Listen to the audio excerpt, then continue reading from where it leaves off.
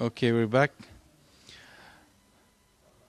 So, when Talha radiyallaahu anhu, when Talha radiyallaahu anhu, he was killed. Before he died, he asked the soldier to extend his hand. He paid allegiance to him, and he said to him that I will repay my allegiance to Ali radiyallaahu anhu. And when Ali radiyallaahu anhu heard that Talha passed away, he said, Allahu Akbar. Allah did not will for Talha to enter paradise except after repaying allegiance to me, after being steadfast to the promise that he had made. When he had made allegiance, that's the allegiance, that you will support the Caliph and you will not rise up against him. So he repaid it, and this is what Ali radiyallaahu anhu said, that awliya, they do not die in that state.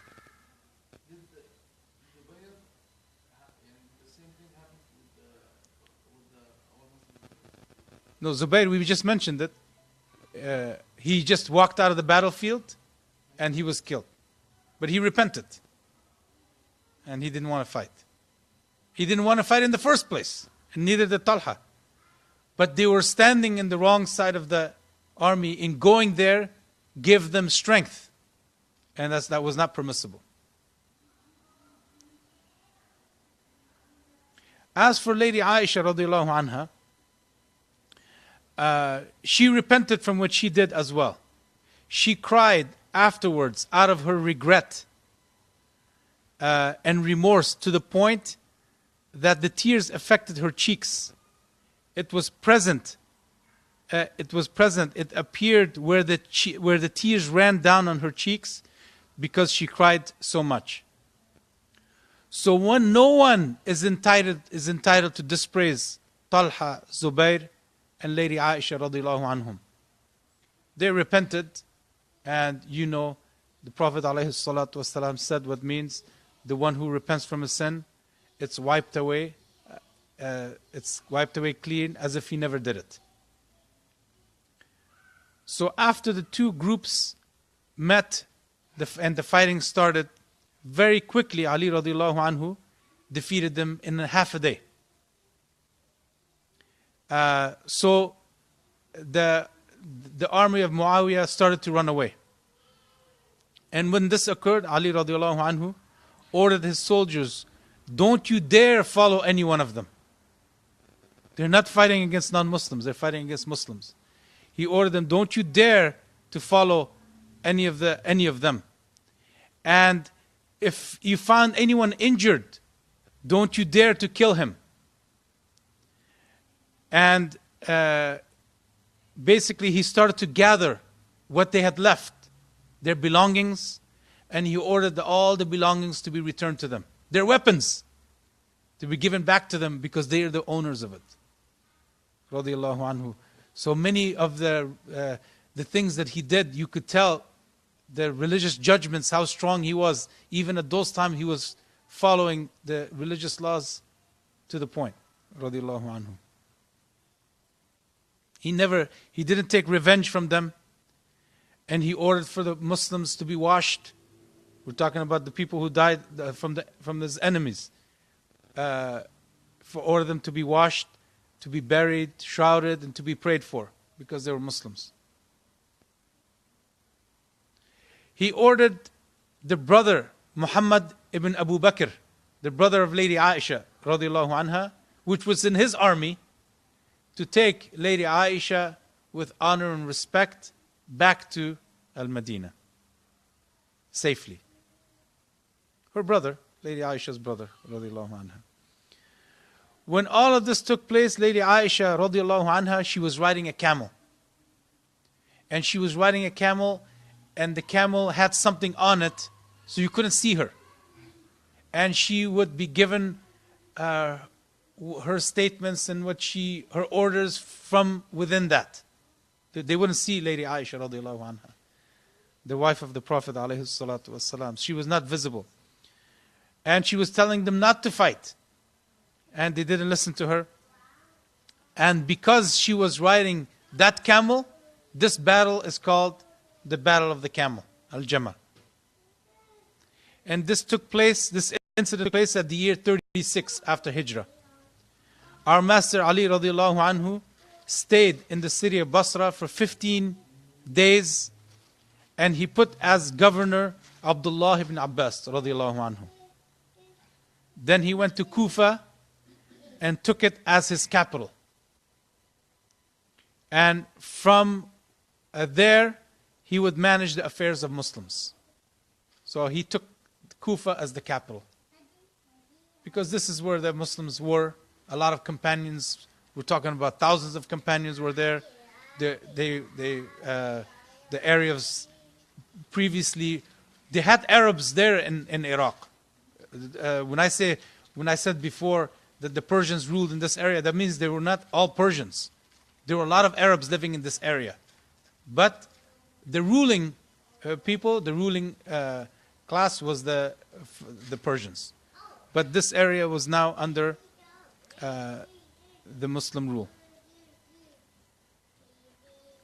And he made Kufa his capital.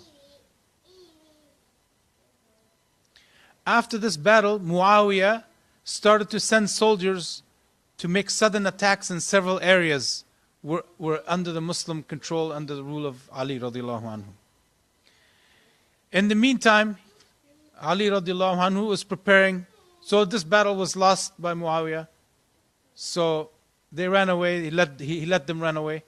And then when he started to attack different areas under Ali's control, he started to gather Ali radiyallahu anhu started to gather another force. So Ali prepared an army to meet him. The armies met in the area of Asham called As-Siffin. They did not fight initially. They reached there. Each army faced the other, but they didn't fight right away. Both parties were thinking about the other side. This is a huge army of Muslims.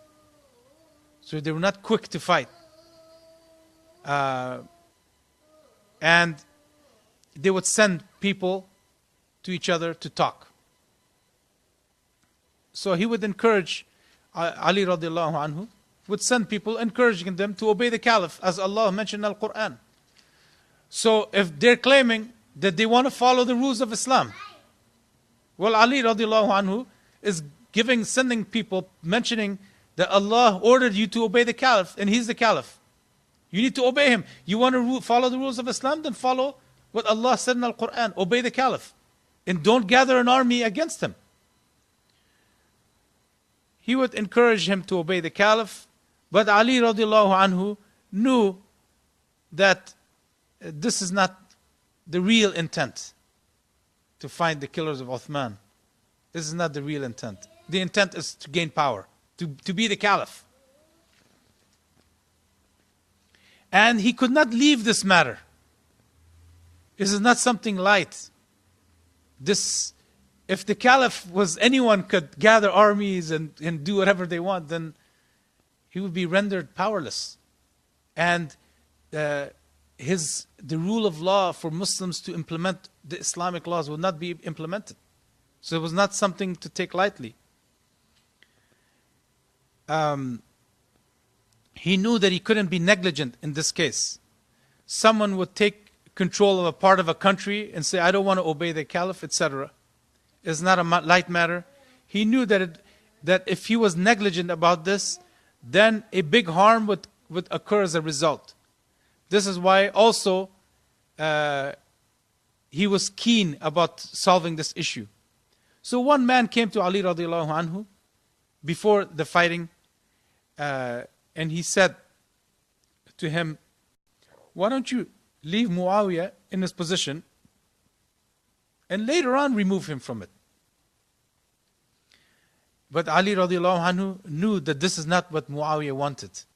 So later on, he would have even more difficult time removing him, because he's going to gather more forces, more people.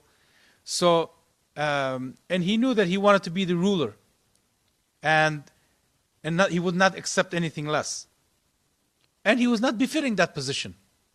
He was not he was not qualified to be the ruler of Muslims when he was not pious. He would not have, while this is happening, what's going on? He's preoccupying the Caliph, fighting with Muslims, and he's preoccupying them of doing many other important matters. So you see how much harm is happening already by him gathering an army against the righteous Caliph. So this man who came to Ali radiyallaahu anhu, he said a line of poetry to Ali. That in this line of poetry, the meaning was that if the one who does not compromise at all, always wanting to follow and doesn't want to, what he wants, and he doesn't compromise, in this line of poetry, he was saying that this person would be humiliated. Eventually, he will not be able to do everything he wants to do. He's going to be humiliated. And Ali radiyallahu anhu responded to him with another line of poetry that contains the meaning. The one with the good heart, who is smart, and his heart is good, and he has a very good sword, and a very high spirit and morale,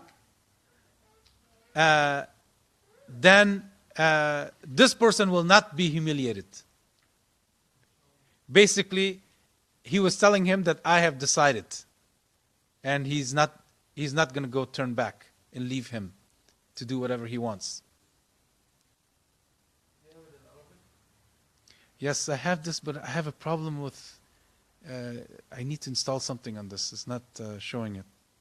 I have all of this in Arabic, but as well, some parts. So Ali radiyallahu anhu, he responded to him, basically saying that he has made up his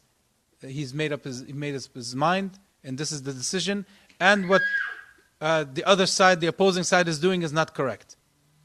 So all the month of Dhul Hijjah passed without any fighting. So the two armies are facing, and the month of Dhul Hijjah passed, and they are not fighting. They're sending people to each other, trying to convince. What is the other side going to say? What do they want? To find the killers of Uthman and bring them to justice? So then they made an agreement that in the month of Muharram, they will not fight as well.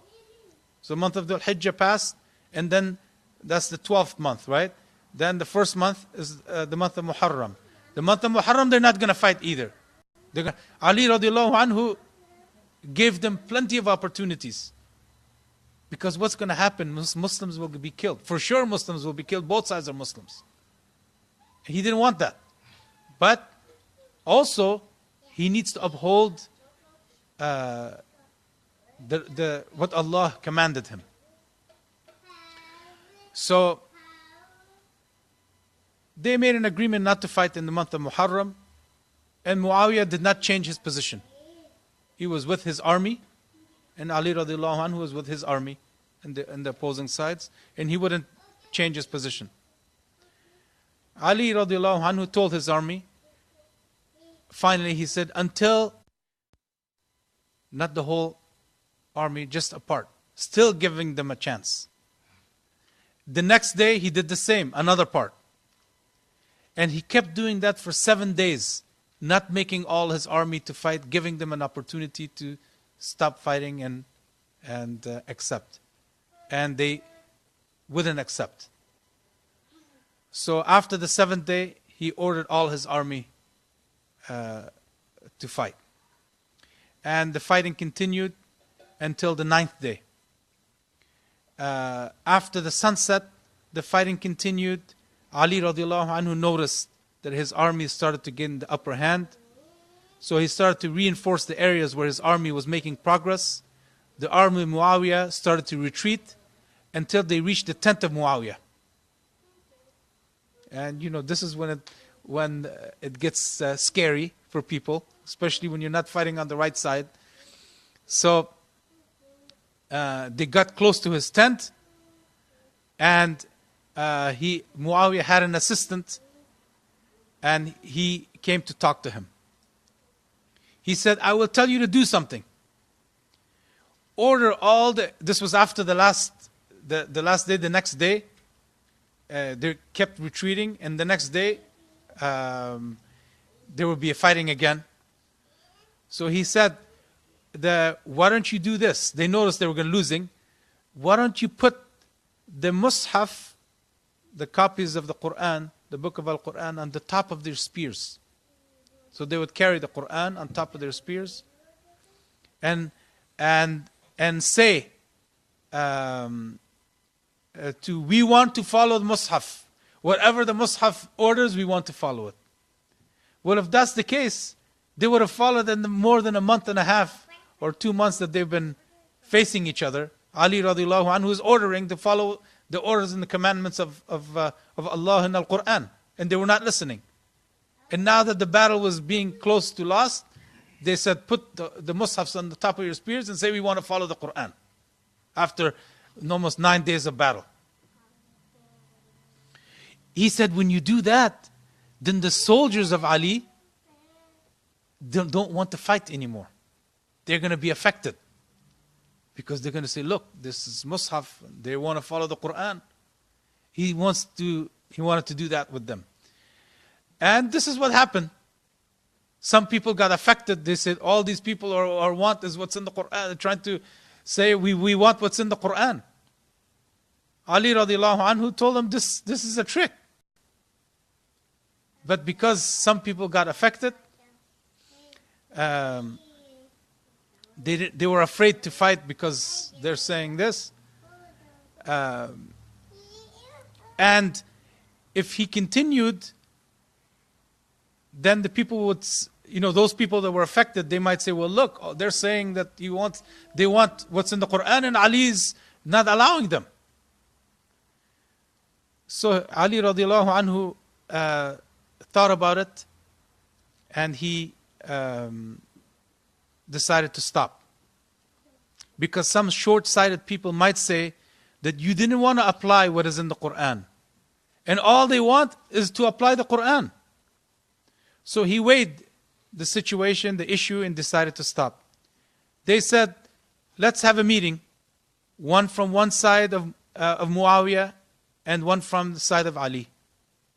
Let them meet and let them decide. So basically, they're going to have two people, that one Muawiyah is going to choose and one Ali radiyallahu anhu is going to choose. And these people are going to meet. They're going to try to help resolve the situation. You're going to have an agreement. So Ali radiyallahu anhu picked a person to urge them to apply what is in the mentioned in the Quran, and to go back to the obedience of the Caliph, just as he'd been mentioning. And Muawiyah picked a person. The two met. The one who was on the side of Muawiyah tricked this person, the one that Ali radiallahu anhu had chosen. He said, why don't we agree to put both of them out of power,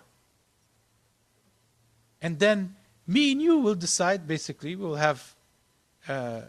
decide with each other. This is what he proposed, and he gave different things, convincing this person that Ali radiallahu anhu, he sent him to apply what is in the Quran, not for him to come to be the ruler. So that man, he tricked him. He said, this is what we're going to do. In this way, they will be calm, and the Muslims will not fight each other, and all of that.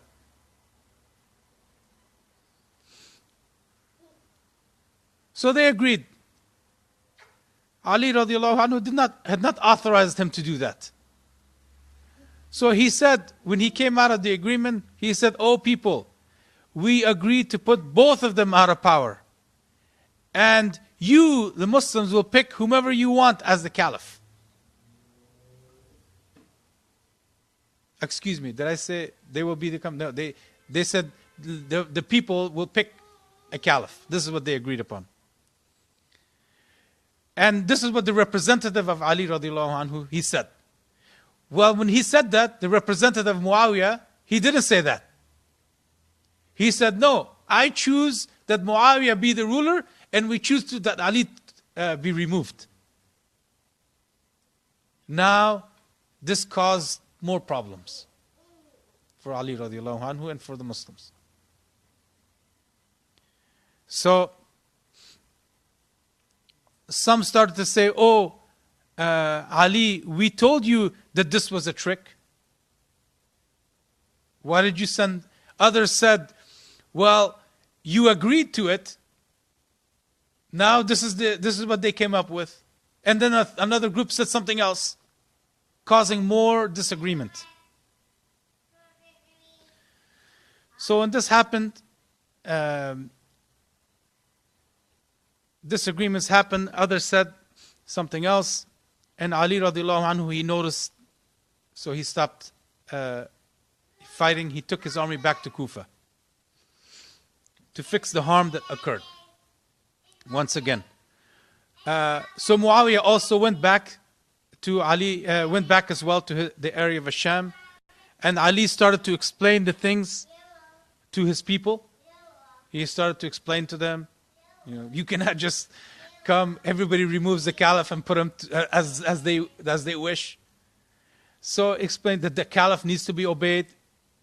And he explained to the group of people, of course, there's many that knew, but there were some people in the army that were not as knowledgeable, and they were affected. So he explained again to the people, and they started to understand. And they said, let us go back and deal with them. This time, we will not disobey you. Whatever you say, we're going to listen to you. So they made that promise, and we will not retreat even if we're killed. They made a promise to Ali radiallahu anhu. But then history, as they say, took another turn.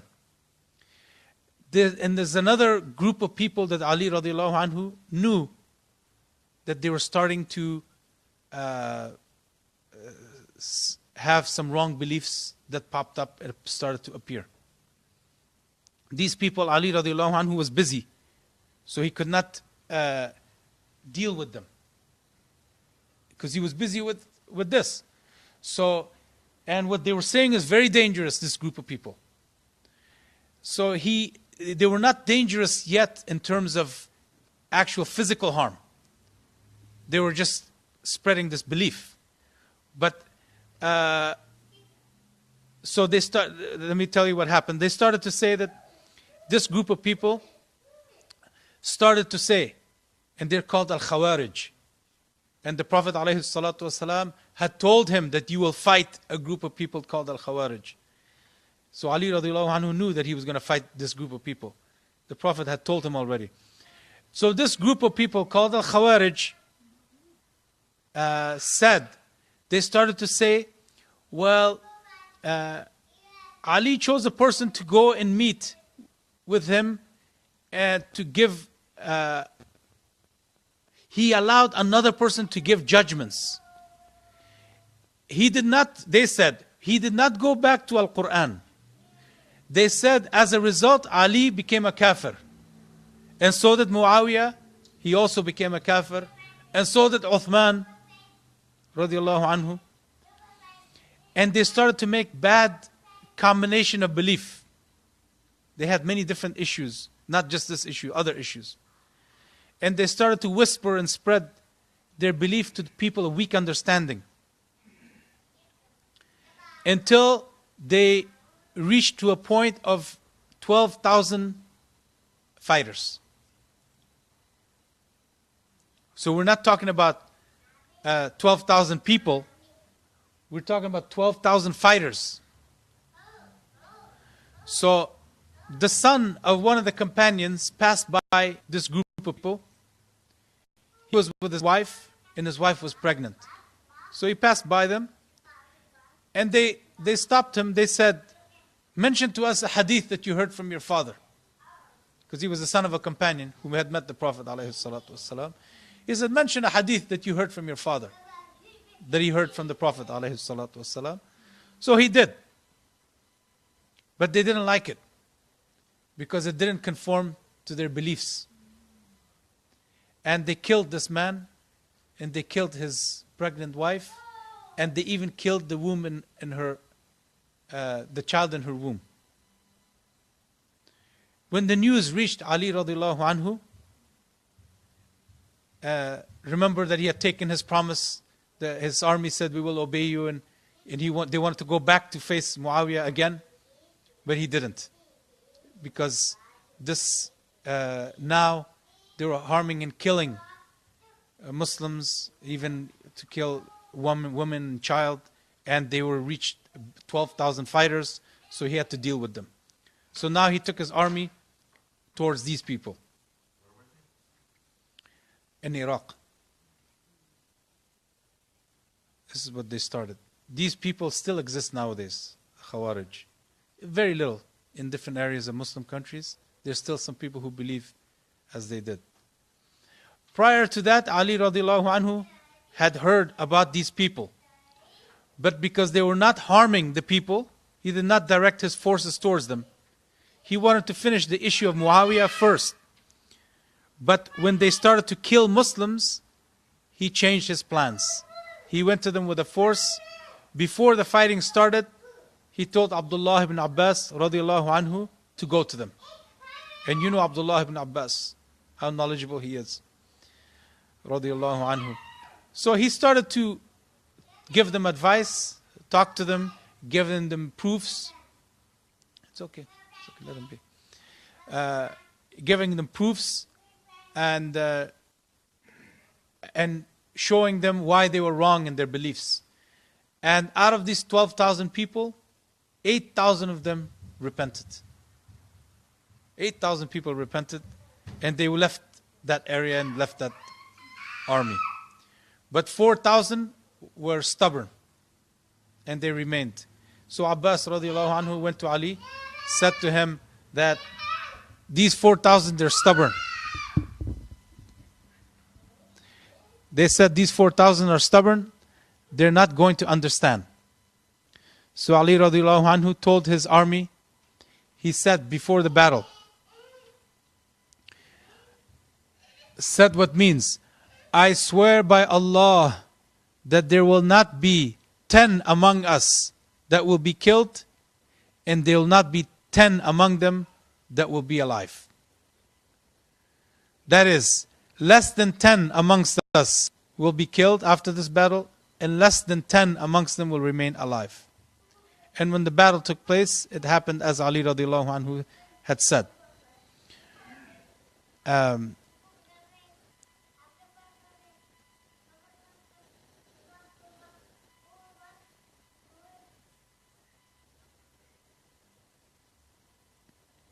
9 amongst the army of Ali radiallahu anhu was killed, and also no one remained alive from them except 9 people.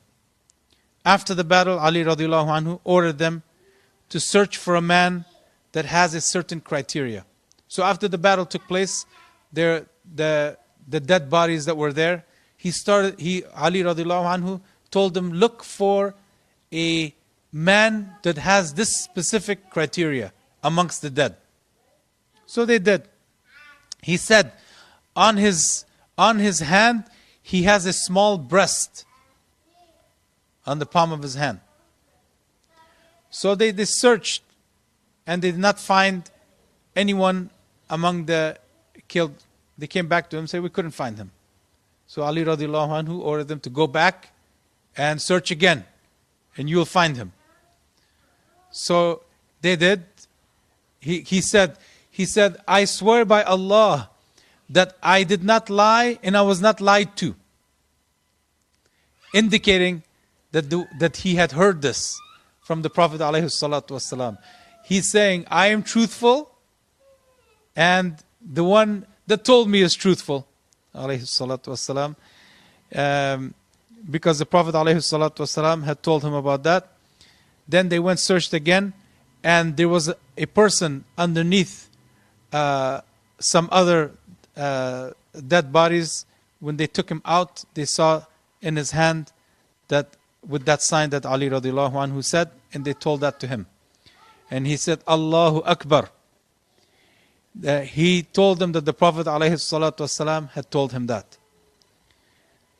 These people who fought Ali radiyallahu anhu were al-Khawaarij. This sect, this is how the sect started. They were the first ones among the Khawaarij. After that, Ali radiyallahu anhu started to prepare to fight against Muawiyah again. During this time, 3 among the Khawarij came together. They said, these 3 people are the cause of all the tribulations, according to them. Ali, Muawiyah, and Amr ibn al-As, who was the governor of Egypt, who was supporting Muawiyah, who was also a companion of the Prophet ﷺ, who some scholars said later he repented from what he did. Amr ibn al-As, who was a ruler in the area of Egypt. So they said the source of all the problems, according to them, that these 3 people are the source of all the problems. And they included in there Ali and Muawiyah and Amr ibn al-As. So they said, let us kill these 3 people. So 3 men, each one agreed to kill each one of those. And according to them, this would solve the situation with Muslims. And this is nowadays, this is what some extremist Wahhabis, this is what they do. They kill Muslim leaders in different areas. May Allah protect the Muslims from their evil. One of them said, I will kill Amr ibn al-As. The other said, I will kill Ali. And the other said, I will kill Muawiyah. This one who chose to kill Imam Ali radiyallahu anhu, he did that on purpose. He wanted to marry a woman among the Khawarij. She asked him for a high dowry. And on top of the high dowry, he said that to kill Ali radiyallahu anhu. And so he had accepted that. So when he made this decision that he chose Ali radiyallahu anhu to kill him. So one went towards the Sham, the other went towards Egypt, and the third went to Kufa, where Ali radiallahu anhu was. They agreed that this will occur in a specific night, the eve of Friday in the 17th of Ramadan. Before the dawn appeared, the muadhin came to Ali radiallahu anhu and said, it looks like the time of dawn is approaching. The adhan is coming close. So Ali radiallahu anhu left his house as usual to go to pray in the masjid. And as he was going, he was saying, as-salah, as-salah, mentioning the people to come, to wake up and pray. While Ali radiallahu anhu was heading towards the masjid, this man, his name was Ibn Muljim, he came out, as he was heading towards the masjid, he came out and struck him with a sword on the forehead of Ali radiallahu anhu. And you know, at that time it's dark. The person is not thinking about this. He's going towards praying, and it's dark. And the man, he suddenly appeared and struck our Imam, our Master Ali radiallahu anhu, on his forehead. And Ali radiallahu anhu did not die right away. So, and he used to say, Ali, when am I going to be hit with a sword on my forehead so that the blood will come down on my beard and neck? Why did he used to say that? Because the Prophet ﷺ had told him that. He knew that this will happen because the Prophet of Allah had told him that. And which means that he knew that he will die as a martyr. So it happened as the Prophet ﷺ had told him. When this incident occurred, the first thing that came to mind of Ali radiyallaahu anhu was that no one would be treated unjustly. At that time, he was not thinking of seeking revenge. He was not thinking of anything except that no harm should come to any Muslim. Immediately he told his son, if I stay alive, I will decide what to do with this man. But if I die, be aware, do not dare to start shedding the blood of Muslims while saying the Caliph was killed, the Caliph was killed. If you want to seek justice, if you want to bring this man, Ibn Muljam, then kill him only and no one else. If you want.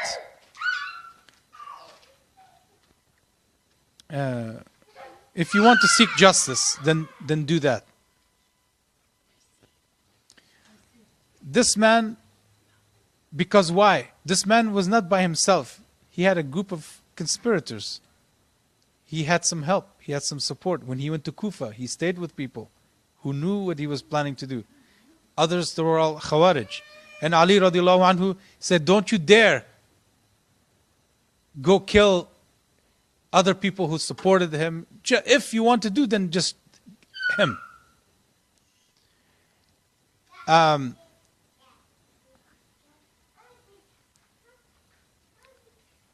So he did not want anyone to be harmed. He stayed alive Friday and Saturday, and on the eve of Sunday, in the month of Ramadan, he died. Hassan and Hussein and Abdullah ibn Ja'far washed him. His son Hassan led the prayer of janazah for him. He was buried at night, and his family did not let others know. He said to them, bury me and don't let anyone know. So his family members, they knew where they buried him, but they didn't let anyone know. Did they take him out of Kufa to another area and bury him? What happened, Allah knows best. And he did not want anyone to know where his grave was. One reason was he had a lot of enemies, and there's other wisdoms behind it, that he did not want people to know where he's buried. And this is what they did, and they did not inform anyone. So let not the person search and try to find where the grave of Ali radiyallahu anhu is. He did not want it to be known, and his family members did not want it to be known, and they didn't tell people. So nowadays, there's still some people who say he's buried in Kufa. There are some people say he's buried in Najaf, Iran. And some people say he's buried in Mazar and Balkh, Afghanistan. But it is not known. He did not want it to be known. So why would you want to expose and say that he is buried in this place when he himself and his family members did not reveal it to anyone? For a wisdom. So this is how our Master Ali radiyallahu anhu passed away. And there's some questions and answers. It is said that Sayyidina Ali radiyallahu anhu was born inside Al-Kaaba. And the Shaykh said this is true. He was born inside the Kaaba, Ali. But he's not the only one. There's some others at that time that few people were also born inside the Kaaba. Another question was asked, the one who sought to kill Muawiyah, what happened to him? He was not able to. He went to strike Muawiyah, but he could not hit him. He hit Muawiyah in his buttocks, but it was not a lethal blow. And that person was not able to do that. And as for Amr ibn al-As, he had heard about this, and he took precautions. And he let someone else lead the prayer that day. So the one that was killed was actually the one that went to go lead the prayer. Subhanallah. So he had let someone else lead the prayer, and that other person was killed, subhanallah. Another question was asked, up to nowadays there remains some of al-Khawaarij. The Shaykh said there's few in Jazair, few in Libya, few in Tunisia, and the ruling class in Oman. A question was asked, the answer was Hassan was buried in al-Baqiyah. Where was Hassan born? He was born in al-Baqiyah in Medina. Hussein, where was he buried? He was buried in Karbala in Iraq, where he was killed, radiyallaahu anhu, except for his head. It was buried in another place. Another question was asked, is it permissible to build on a tomb, to build on a grave, something, a structure on top of a grave? Someone asked. The Shaykh replied that who said that it is forbidden to build something on top of a grave? The Prophet ﷺ, he forbade it to build a structure on or around in a Muslim cemetery that is a waqf. That is, like if I have a land, I own this land. And this piece of land, I say, I now make this land a cemetery for Muslims. Now this land that I owned comes out of my ownership and it becomes the ownership of Muslims. And no Muslim can come in and occupy that place and use it for something else. The only thing they're allowed to do is bury their dead. So if one person takes up a whole bunch of space and doesn't allow others, then there's not permitted to do that. That's what the Prophet ﷺ, wa alaikum assalam, that's what he forbade. We're going to be praying shortly. Yeah. That's what he forbade. To build on top of a grave, or walls around the grave, or a room on top of a grave that's inside a cemetery that is a waqf. You're not allowed to treat waqf as you like. A masjid is a waqf. A cemetery is a waqf, a Muslim cemetery that is for the public. Those are land that was for someone that they designated, they gave for the benefit of Muslims. No one can use it in an inappropriate way. And among those inappropriate way is to build on top or around the grave.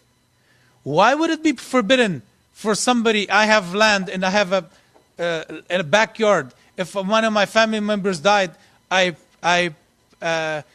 in one of the rooms in the guest house or something, I buried one of my family members there and has a structure on it and around it. There's nothing forbidding that. If they say that it's forbidden, let them bring the proof for that. The Prophet ﷺ never forbade that. What he forbade was to build on or around a structure. You taking the room of other Muslims for them to be buried. And after 30 years or so, what happens? They bury another person. If you build a structure of concrete, they're not going to be able to bury another person there. And you don't own this land. So this is what he forbade. And on top of it, where's Muhammad Sallallaahu alaihi wasallam buried? Wasn't he buried in the room and the chamber of Aisha radiyallaahu anha? He was. And till this day, at the time of Umar ibn Abdul Aziz, he expanded the masjid, and now the grave of the Prophet ﷺ became within the masjid. It's still a room within the masjid. So, when did this happen? At the time of Umar ibn Abdul Aziz. And who is Umar ibn Abdul Aziz? Isn't he among the Salaf? Among the early Muslims? Is it proper to say that no Muslim from that time till nowadays nobody knew, except these extremist groups? Nowadays they know, and all these Muslims were wrong, and they claim to follow the Salaf? So no, it is not haram to build on top of a grave or around it, except if it's in a Muslim cemetery for the public that is a waqf. And if you go to the masjid of where Khalid bin Walid is buried, where they blew it up, he was buried in a corner of a masjid. And throughout the Muslim countries, in Afghanistan when I went in Kabul, Jubair Ansari What Tamim Ansari, they're buried inside in the corner, and there's a masjid there. And likewise throughout the Muslim countries. If it was something haram, the Muslims, the companions and the Muslims wouldn't allow it. The companions wouldn't have buried the Prophet ﷺ inside a place where it has room around it. Then later, the Ottomans, they reinforced the structure so that no one could dig underneath and come and dig the body of the Prophet ﷺ out. Another question was asked about the word of paradise. Somebody asked, can we use it? Sometimes people use the word of paradise in something pertaining to this life. So the Shaykh said, they're using it in likening. If it's not something that is haram, they're using it likening to that into paradise, but they're not saying that this is paradise. So another question was asked about about a woman. Is she obligated to cook and clean? And you know, according to the Shafi'i school, she's not obligated to cook and clean. This, if the man wants, he can bring a servant or he can do it himself. His wife is not obligated to cook and to clean in the Shafi'i school. But he was asked, in the Maliki school, is that the same judgment? And the Shaykh said he thinks that in the Maliki school there is, it's a woman has some obligation of cooking and cleaning, religious obligation. We're not talking about culture, religious obligation. He said, I don't remember it. I don't remember it fully right now. And another question was asked about Abu Bakr. Who was the most knowledgeable amongst the companions? So the Shaykh replied, Abu Bakr radiyallaahu anhu, for sure he had a lot of knowledge. And what Allah, that was asked about hadith, that whatever Allah revealed was poured in the heart of Abu Bakr.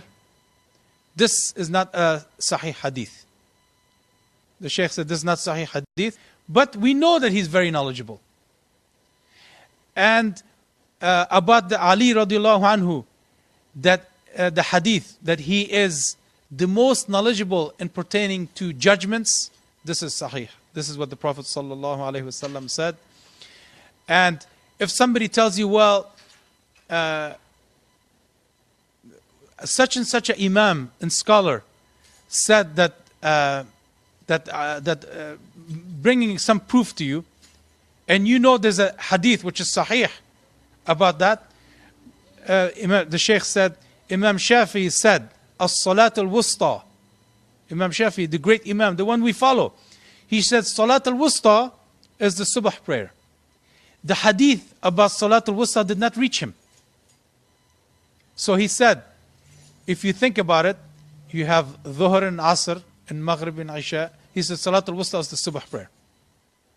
But you know, there's a hadith narrated by the scholars, either al-Bukhari and by Sahih let me see if I wrote it down here. I forget which hadith, who narrated, that saying the Salatul Wusta is Salatul Asr. So if you say that Imam Shafi'i said that, but the hadith didn't reach him about this, we say what the Prophet ﷺ said. Had the hadith reached him, he would not have said that. Knowing how closely they adhere to the hadith of the Prophet ﷺ. So likewise, we say that Ali radiyallaahu anhu, he is the most knowledgeable in pertaining to the judgments. But who's better? Abu Bakr. Who's better than Umar? Then who's better than Uthman? Then Ali radiyallaahu anhu. Just because you have one characteristic that distinguishes you does not make you better. Didn't the Prophet ﷺ praise Khalid bin Walid, saying, Sayfullah al-Maslul? He had a distinguishing characteristic. But for sure, as-sabiqun al-awwalun, the early Muslims, and he is amongst the awliya, Khalid bin Walid, radiyallahu anhu. But he's not better than as-sabiqun al-awwalun. Khalid bin Walid was not amongst the sabiqun al-awwalun. In the Battle of Uhud, he fought against the Muslims. Then he became Muslim, and he became a pious Muslim, he became amongst the great awliya. Just because the Prophet ﷺ said about him this special characteristic that he had, it does not mean he's better than the other companions that did not have that special characteristic. Khalid bin Walid, when he would go into a battle, he would not be defeated. So many other companions, they would go and they would sometimes be killed. Does that mean that Khalid bin Walid is better? No. So if you hear one hadith, the Prophet ﷺ said, if there was a prophet after me, there will be no prophet after Muhammad. If there was a prophet after me, it would be Umar. So does one take this hadith and say that Umar is better than Abu Bakr? No. By ijma' of all the scholars, of Ahl Sunnah scholars, Abu Bakr is the best, then it's Umar. So just because Ali radiyallaahu anhu, he has this special characteristic that the Prophet ﷺ said about him, that he is the most knowledgeable in pertaining to the judgments, one cannot use this hadith and say that Ali radiyallaahu anhu is better than the other three companions. And the last question, mashallah, there was a lot of questions.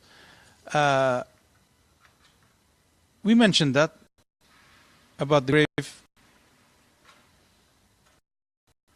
and he expanded on that which I already mentioned.